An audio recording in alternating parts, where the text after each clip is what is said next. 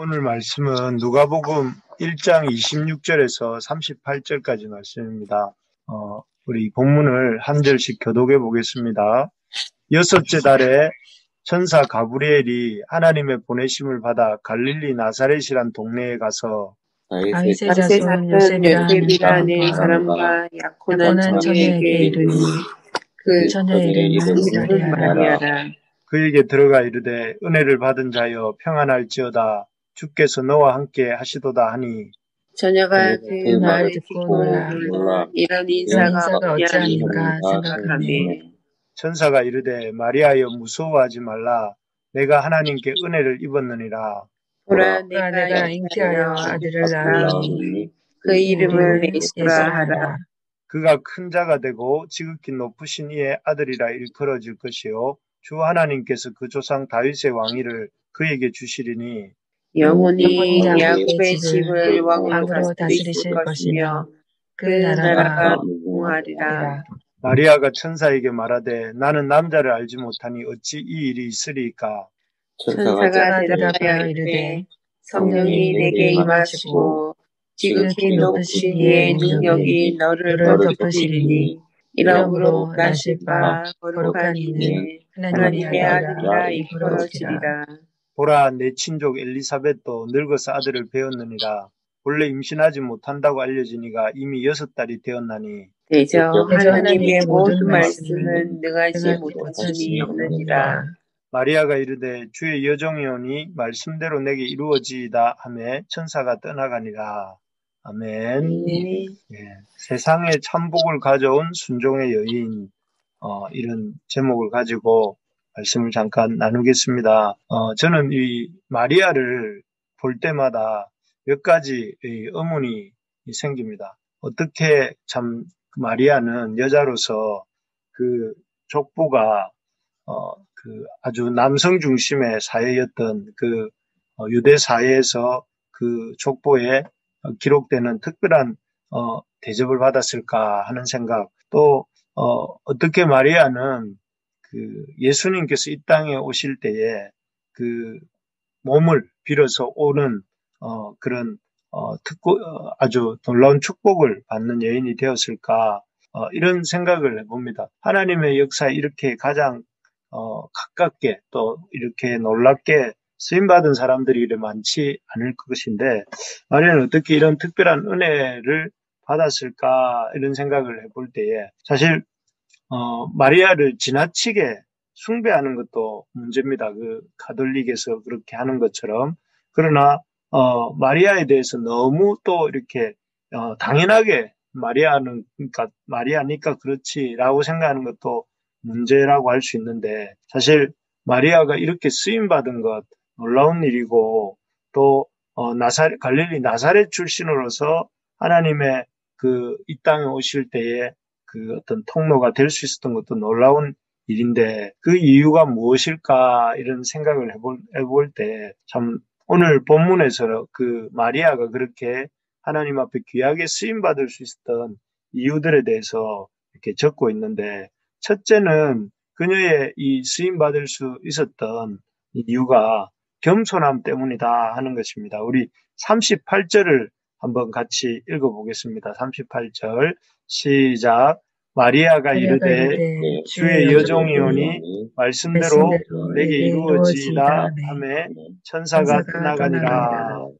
여기에 보니까 마리아가 자기를 뭐라고 고백하느냐면 여종이다 이렇게 종으로서 자기를 고백하고 있는 모습을 볼 수가 있습니다.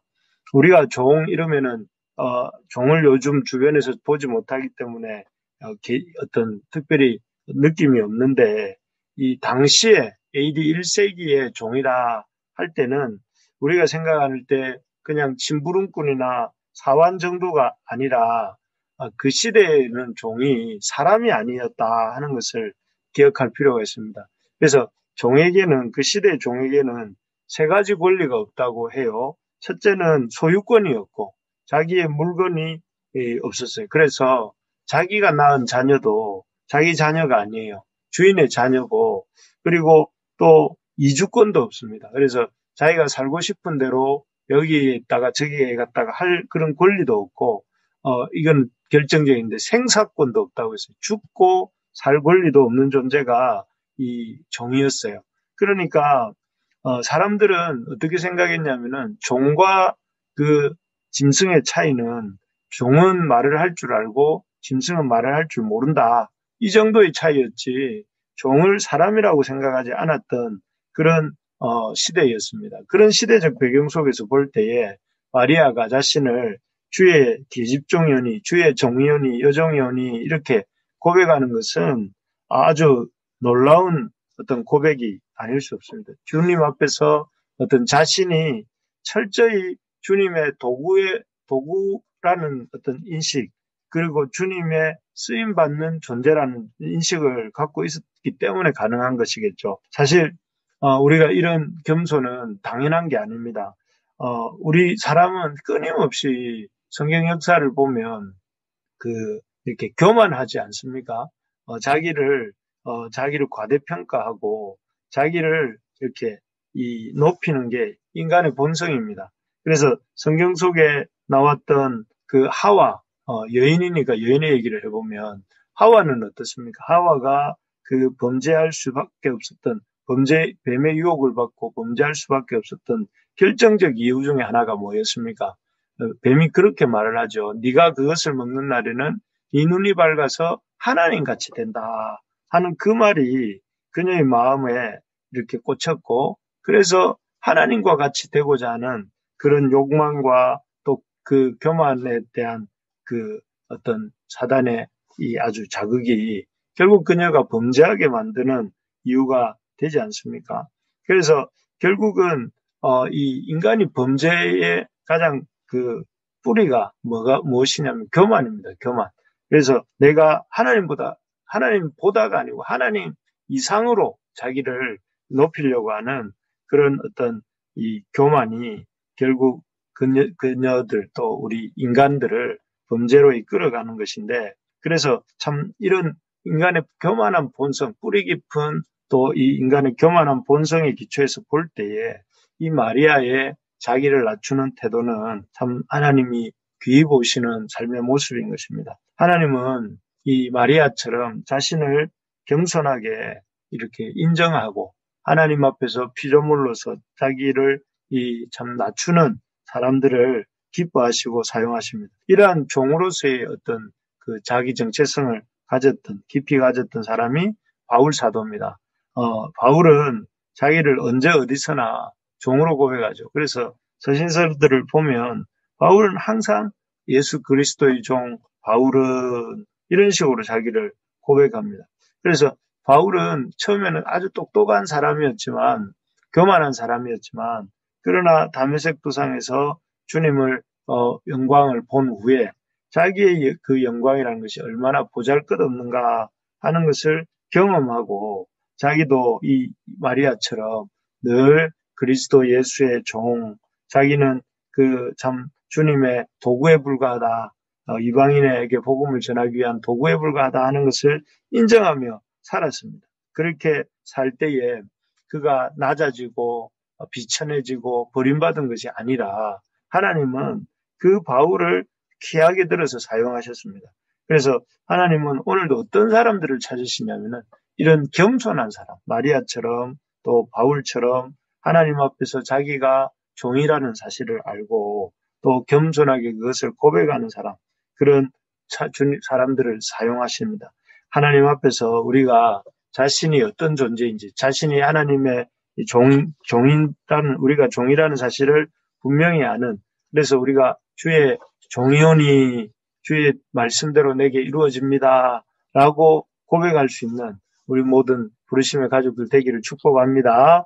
아멘. 그렇게 우리가 주님의 그 종이라는 의식을 가질 때에 우리가 낮아지고 또 비천해지고 버림받는 것이 아니라 오히려 우리의 인생을 하나님이 귀히 여기시고 또 높이 드셔서 마리아처럼 또 바울처럼 우리를 사용하시고 또 이렇게 축복하여 주실 줄 믿습니다. 두 번째로 보면 마리아가 특별하게 쓰임받을 수 있었던 것은 이 신뢰입니다. 주님을 향한 절대적 신뢰가 그녀에게 있었는데요.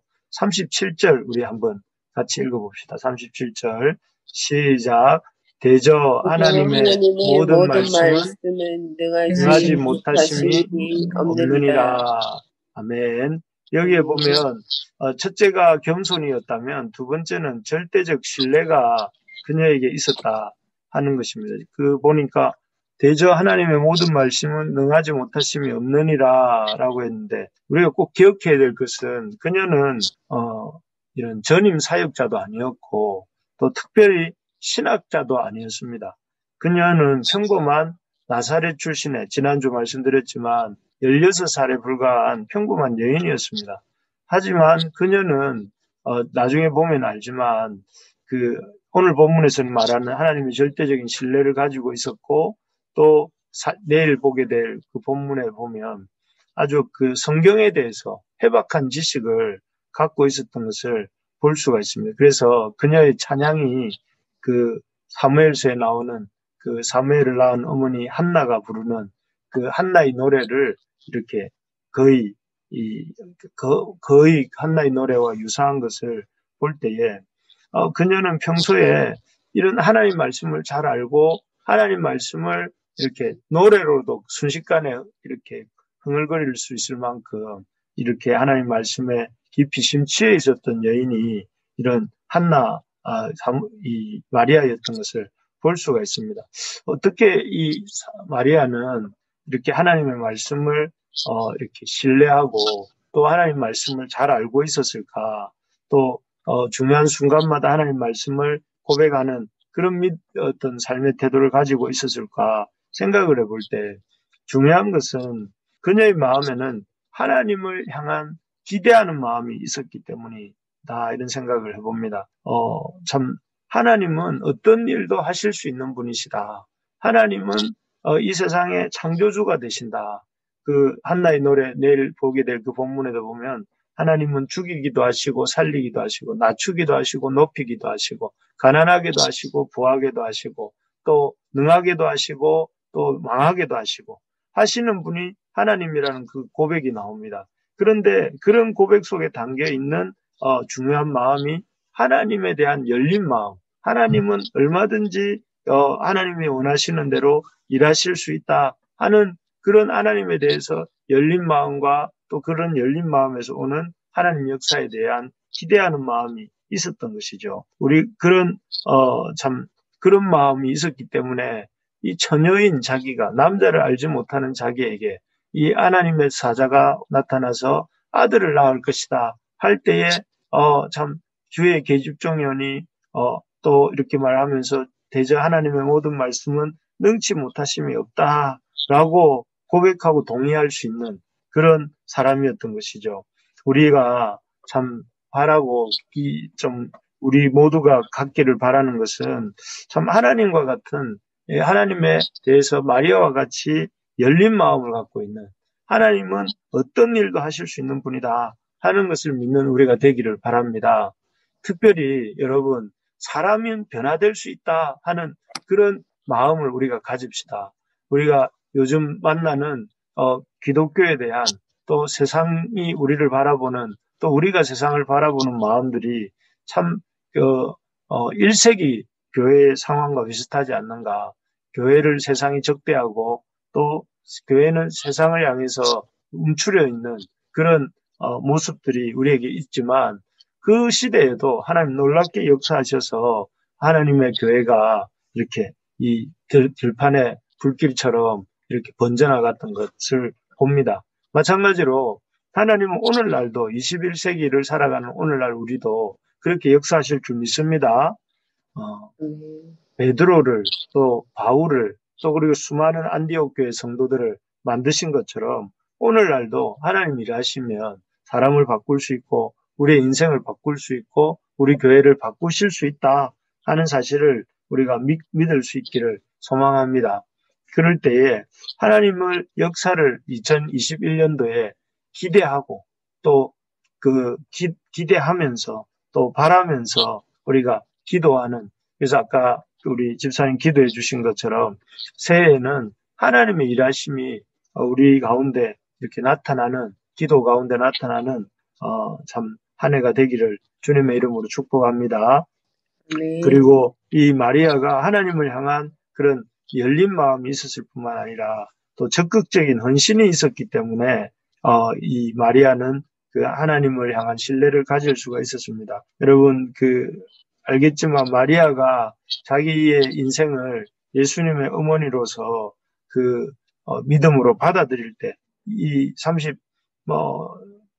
38절처럼 주의 여종연이 말씀대로 내게 이루어지다 하고 말씀을 수용하는 것은 자기의 인생을 이렇게 드리는 결단이 없으면 불가능한 것입니다. 당시에 정혼한 여자가 아직 결혼도 하지 않은 여자가 아이를 갖고 출산한다는 것은 쉽지 않은 일입니다. 그래서 인구조사하러 베들레헴에 내려갈 때에 사실은 그 시대에는 여성들은 이렇게 인구조사를 따로 하러 가지 않아도 남성 중심의 사회였기 때문에 요셉이 혼자 올라가서 해도 됐다고 해요. 그런데 왜 마리아는 굳이 이 베들레헴까지 따라갔는가? 그 이유를 어떤 학자들은 말하기를 마리아가 잉태하고 처녀의 몸으로 잉태하고 이렇게 있으니까 도저히 주변 사람들의 눈치 때문에 주변 사람들이 그녀를 이렇게 다들 참 이렇게 안 좋은 눈길로 바라보는 것 때문에 견딜 수가 없어서 그 힘든 몸을 이끌고 예루살렘을 올라갔다 이런 말을 하는 분도 계세요. 그런 분들을 얘기가 일리가 있다고 생각하는 이유가 정말 지금도 미혼모들이 쉽지 않은데 20세기 전에 시대의 미혼모들은 어땠겠습니까? 더 어려웠을 거예요. 그런 상황 속에서 그런 상황을 알면서도 마리아가 그런 주의 여종연이 말씀대로 내게 이루어지다 하고 자기를 헌신한 그 헌신이 바로 하나님이 마리아를 쓰시는 중요한 이유가 되었다 하는 것입니다. 하나님은 자기를 하나님의 역사를 향해 내어놓는 사람들을 사용하십니다. 그래서 하나님 앞에서 자기를 포기하고 자기를 희생할 줄 아는 사람을 하나님이 귀하게 쓰십니다. 말씀을 사모하고 또 말씀을 신뢰하고 또 그 말씀에 헌신하는 그런 사람들을 통해 오늘날도 하나님의 역사를 이루어 가십니다. 사도행전 29장이 오늘날도 기록되고 있다면 어떤 사람들을 통해 기록되는가 하면은 이 세 가지 겸손한 사람, 또 여호와를 신뢰하는 사람, 그리고 여호와를 향해 그 말씀을 향해 헌신하는 사람, 이런 사람들을 통해 역사하시는 줄 믿습니다. 하나님이 오늘날도 분명히 일하고 계시고 오늘날도 이 시대의 마리아, 이 시대의 바울, 이 시대의 베드로 같은 사람들을 찾고 계시는데 그런 사람들이 우리 모두가 되기를 축복합니다. 그래서 저는 저의 삶이 또 우리 성도들의 우리 부르심의 가족들 모두의 삶이 마리아가 쓰임받았던 것처럼 하나님 앞에 쓰임받는 그런 역사가 일어나기를 날마다 기도합니다. 그래서 전무후무한 이전에도 없었고 이후에도 없을 만한 그런 하나님의 놀라운 역사를 우리 당대에 경험하고 또 우리 당대에 주님 앞에 맛보는 그런 축복이 우리 여기에 있는 우리 모든 동역자들과 또 함께 말씀을 듣는 우리 모든 하나님의 백성들 또 우리 부르심의 가족들 가운데 있기를 주님의 이름으로 축복합니다.